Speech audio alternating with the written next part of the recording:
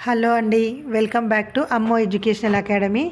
ఎవరైతే IC38 insurance agent exam రాస్తున్నారో వాళ్ళ కోసం చాప్టర్ 5 నుంచి కంప్లీట్గా సిలబస్ అనేది ఎక్స్ప్లెయిన్ చేయడం జరుగుతుంది. ఈ వీడియోని ఎక్కడ కూడా స్కిప్ చేయకుండా కంప్లీట్గా చూడండి. మరిన్ని ఎడ్యుకేషనల్ వీడియోస్ కోసం మా ఛానల్ని వెంటనే సబ్స్క్రైబ్ చేసుకోండి. 5th చాప్టర్ జీవిత బీమా యొక్క చట్టబద్ధమైన సిద్ధాంతాలు.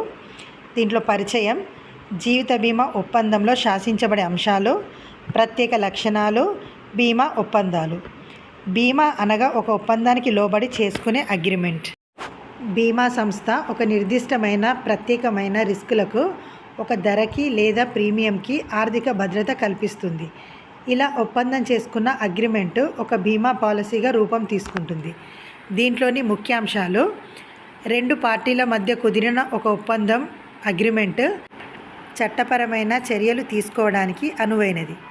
ఒక బీమా పాలసీ, బీమా సంస్థ అనే కంపెనీ, బీమాదారు అనే పాలసీదారు, రెండు పార్టీల మధ్య ఏర్పడు ఒప్పందం. ఇది భారతీయ ఒప్పంద చట్టం 1872లో పొందుపరచబడిన షరతులను ధృవీకరిస్తుంది. పాలసీదారుడు, బీమా సంస్థల మధ్య ప్రతిపాదన మరియు ఆమోదం ఇమిడి ఉంటాయి. ప్రతిపాదకుడు ప్రపోజల్ పాలసీ లీడర్ ద్వారా ప్రతిపాదన చేయబడుతుంది. బీమా సంస్థ అంగీకారం తెలియజేస్తుంది. ఒక వ్యక్తి తన స్వీకృతిని తెలియజేయడం ద్వారా తన అంగీకారంను తెలియజేస్తాడు. స్వీకరించబడిన ప్రతిపాదన సంస్థ ద్వారా వాగ్దానాన్ని అనుసరిస్తుంది. చట్టబద్ధత: ఇందులో ఒప్పందం పార్టీలకు సొంత పరస్పర ప్రయోజనం ఉండేలా పరిగణ అమలులో ఉంటుంది. ఇరు పార్టీల మధ్య ఒక సమన్వయ ధోరణిలో ఒక అంగీకార విధానం అమల్లోకి వస్తుంది. ఇది స్వేచ్ఛాయుతమైన అంగీకారంగా గుర్తింపబడుతుంది. ఇలాంటి ఒప్పందాలు చట్టబద్ధతను కలిగి ఉంటాయి. విశ్వాసం: బీమా ఒప్పందాలలో పరిపూర్ణ విశ్వాసం ఇమిడి ఉంటుంది. బీమా ఒప్పందాలు పాటించడం వలసిన ప్రాథమిక సూత్రాల్లో ముఖ్యమైనవిగా తీసుకోబడతాయి. పరిపూర్ణ విశ్వాసం ఆధారభూతంగా బీమా ఒప్పందాలు వివిధ రకాల విషయాల్ని పరిగణలోకి తీసుకొని నడుస్తాయి. బీమా విషయం గురించిన ముఖ్యమైన సమాచారం వెల్లడించవలసిన బాధ్యత ప్రతిపాదకుడికి ఉంటుంది. ఈ బాధ్యత కేవలం ప్రతిపాదకుడికి తెలిసిన ముఖ్యమైన వాస్తవాలకే కాకుండా అతడు తెలుసుకోవలసిన భౌతికపరమైన వాస్తవాలకు కూడా వర్తిస్తుంది. ఈ విధానం సాధారణ న్యాయ పరిధిలోకి వస్తుంది. బీమా ఒప్పందాలు పాలసీదారుడు, సంస్థల మధ్య అధిక బాధ్యతకు లోబడి ఉంటాయి. ఇరువురి మధ్య గల పరిపూర్ణ విశ్వాసం ఒప్పందాలుగా మారుతాయి.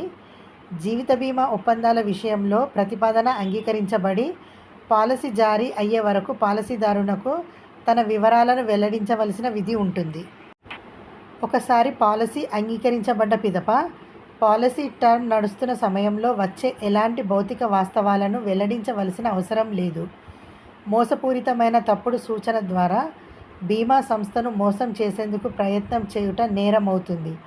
మోసం చేయడానికి కావలసిన నిజం దాస్తే లేదా మోసపూరితమైన విధానాల సాధారణంగా ఒక బీమా ఒప్పందం చెల్లకుండా పోతుంది.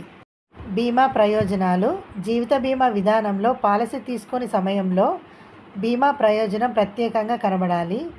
బీమా ప్రయోజన అంశం పాలసీ తీసుకున్నప్పుడు అలాగే క్లెయిమ్ చేస్తున్నప్పుడు ప్రత్యక్షంగా కనబడాలి.